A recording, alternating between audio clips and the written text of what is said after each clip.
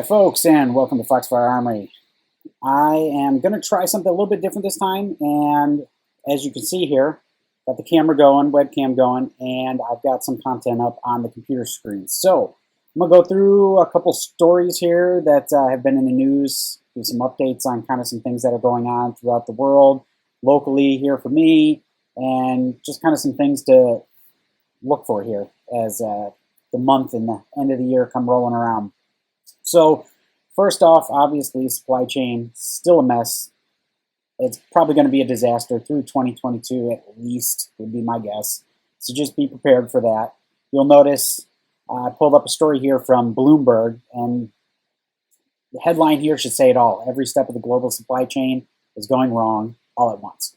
Because it is. It's a disaster. We've harkened on this a bunch, and as you can see, this is actually aerial drone footage from the Los Angeles ports, and there's just container after container after container. So let's kind of get into a little bit of what's in this story here and kind of where some of these delays are coming from and kind of what to expect a little bit from the delays. So first off, we've got the stuff kind of coming from, so Hyundai Hong Kong is probably one of the biggest container shipping companies that you will find out of that area, and that's most of their stuff is going to be the things coming out of like Hong Kong, South Korea, Japan, a few of the other Indo-China areas over there.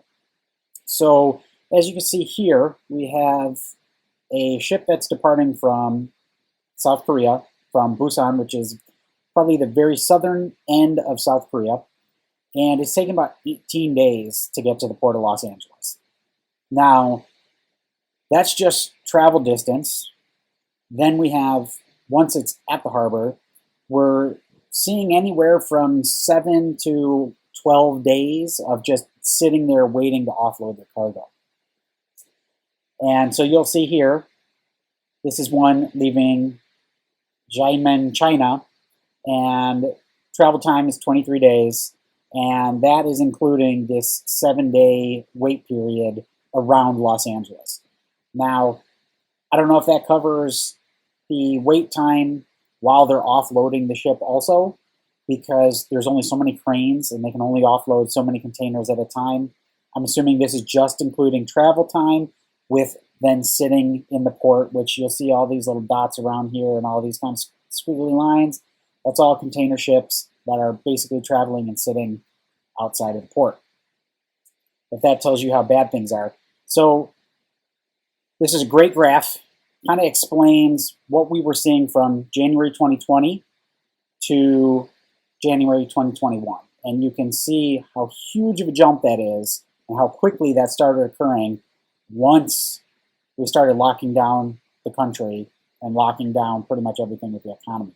So we went from basically an average of, I want to say we were somewhere in the 25 range. We've jumped up to almost 60 just in January here in 2021. And we're getting close to pushing out, and this is obviously back from July, although this article is from last week.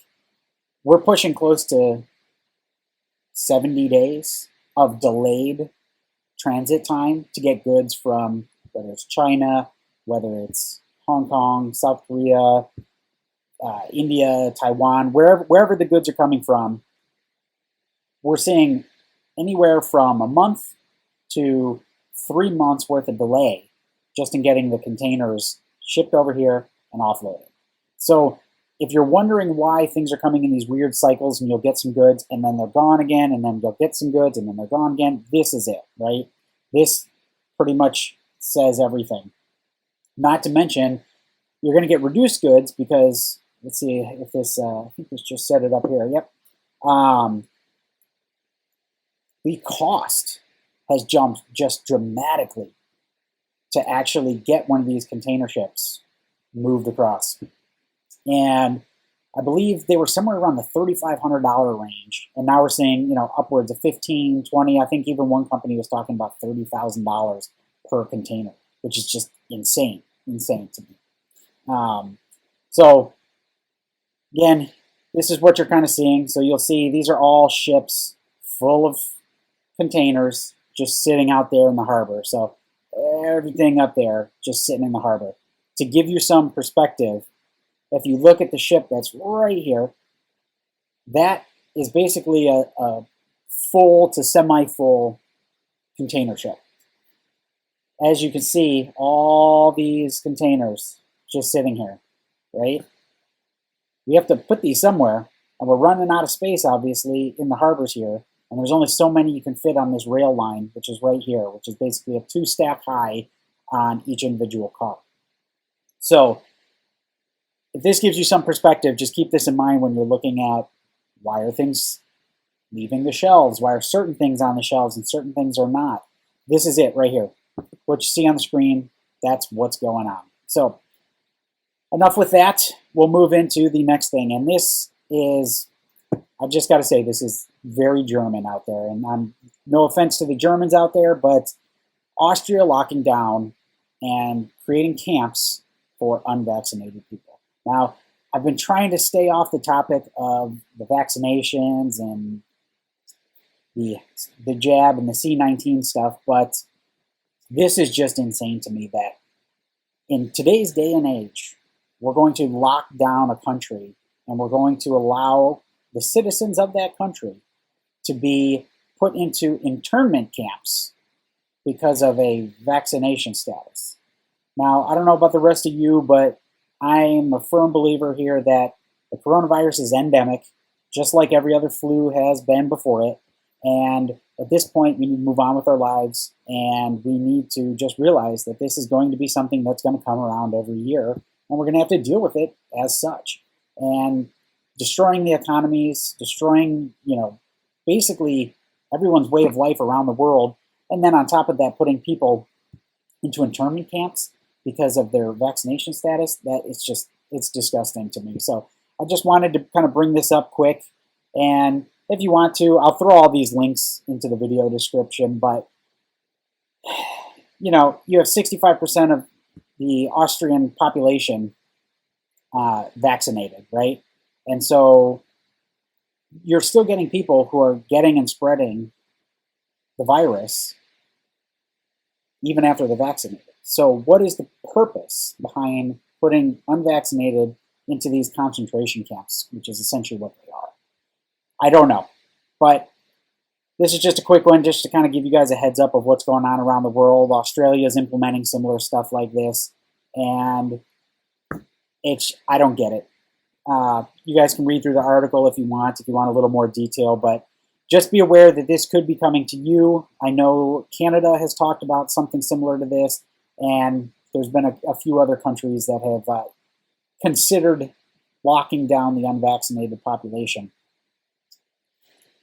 So moving right along, coming back to the packed ports and empty shelves here, and this is CBS News, and I'm not a huge fan of most of our mainstream media these days, but I like to try to get a variety of news sources and kind of pick and choose, try to follow things that actually sound good as far as what they're describing and whether it's full of crap or not. And every one of these I've handpicked because whoever the person writing has done a fairly good job, kind of hammering what's going on right now. And so this was from a 60 Minutes article, and basically it talks about how the rail yards are packed, the ports are packed, and it's basically just pointing fingers at everyone, and no one wants to take responsibility. And so you'll kind of see this is one of the captains of one of the ships,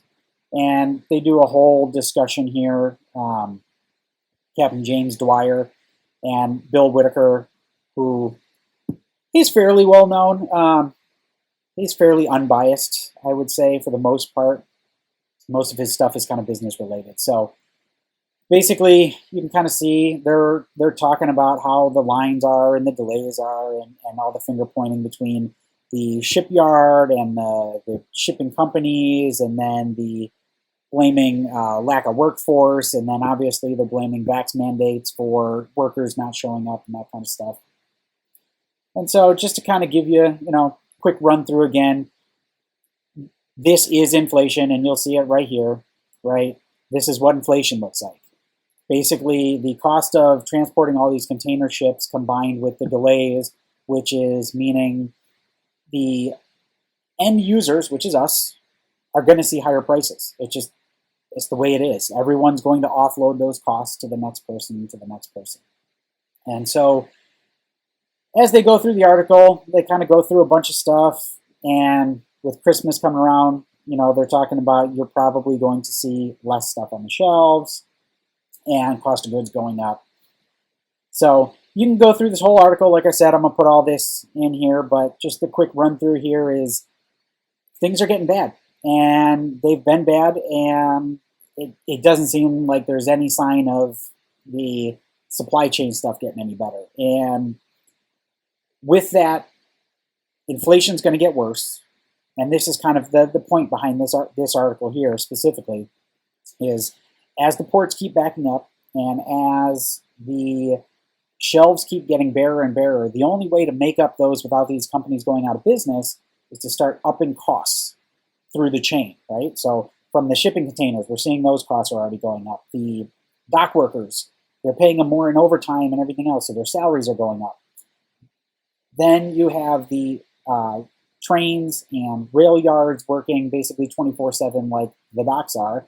And then that gets transferred, all those costs get transferred to the distributors, the wholesalers, the grocery stores, your Target, your Walmart, whatever. And then those costs get transferred right over to us. So expect that to keep going through 2020. I don't expect it to get better. But the good news for now is it hasn't completely broken. It's probably limping, to be realistic. Our supply chain is limping at best. But groceries will still be there. Stuff that you're going to need will still be there. It's just you may be waiting longer and you may be paying more for that stuff. Now, this one kind of shocked me, and Reuters is usually, I hate to say that they're a neutral source, but they're fairly good when it comes to the business side of stuff. And when I saw this headline, I had to do a double take, because the fact that Canada's annual inflation rate has now matched an 18-year high, and analysts are projecting it to keep rising, does not bode well for the world economy as a whole, right? So I think we're seeing a 30-year high in inflation in the United States. We're now saying 18-year plus on Canada. I believe South Korea and Japan are seeing some of the highest inflation that they've seen in decades also.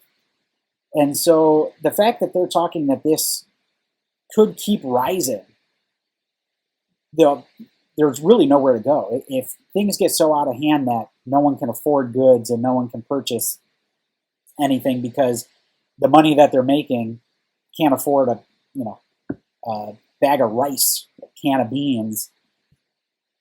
I mean, as a world, we're basically done for. So I pray that that doesn't happen and doesn't come to that, but we'll kind of have to watch it as things keep progressing through 2022. And you'll see here,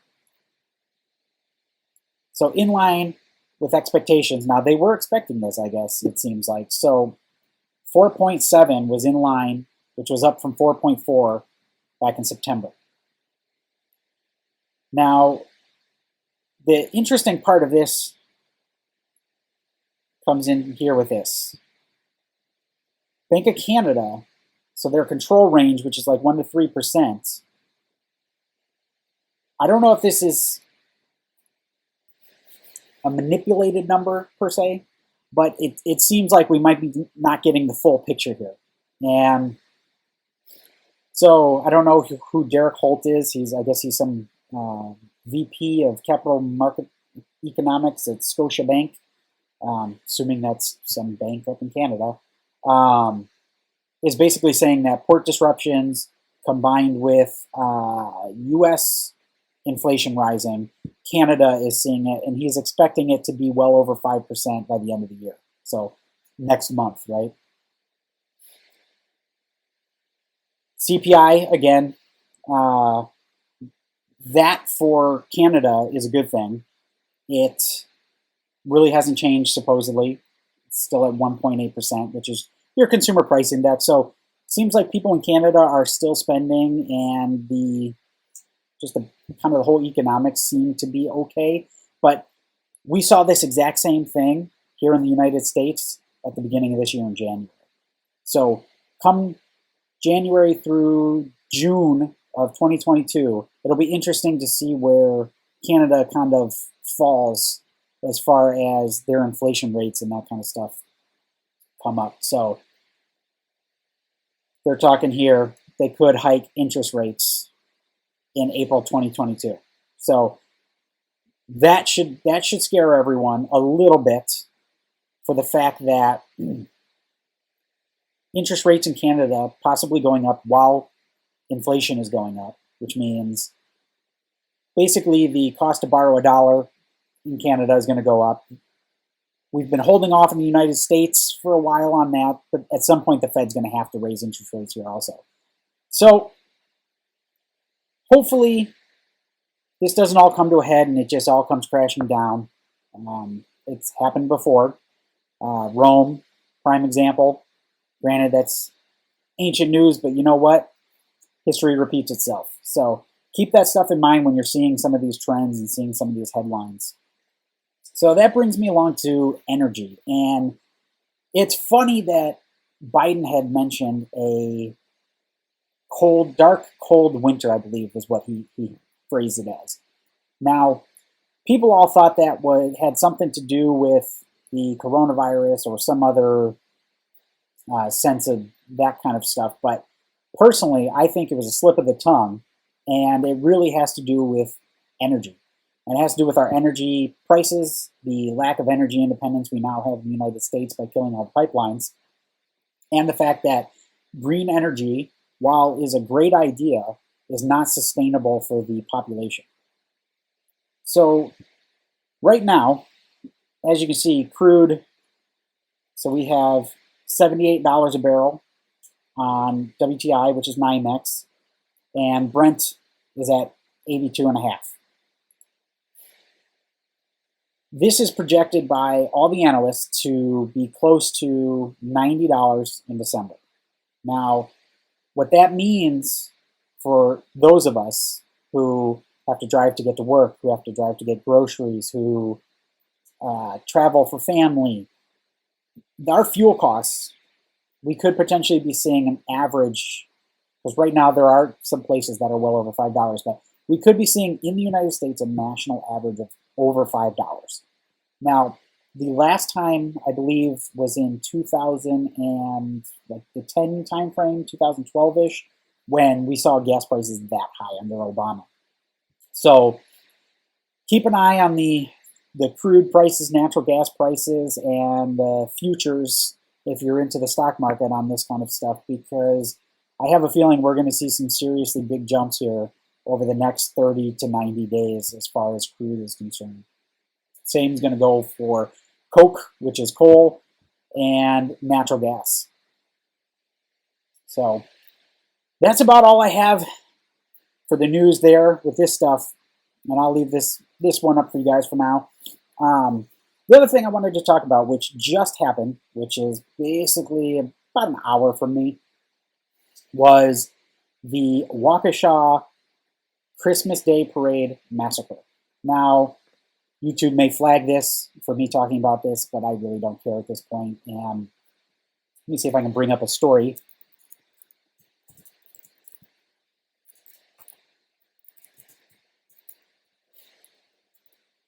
And the news has been covering this very interestingly. And let's see, what would be a...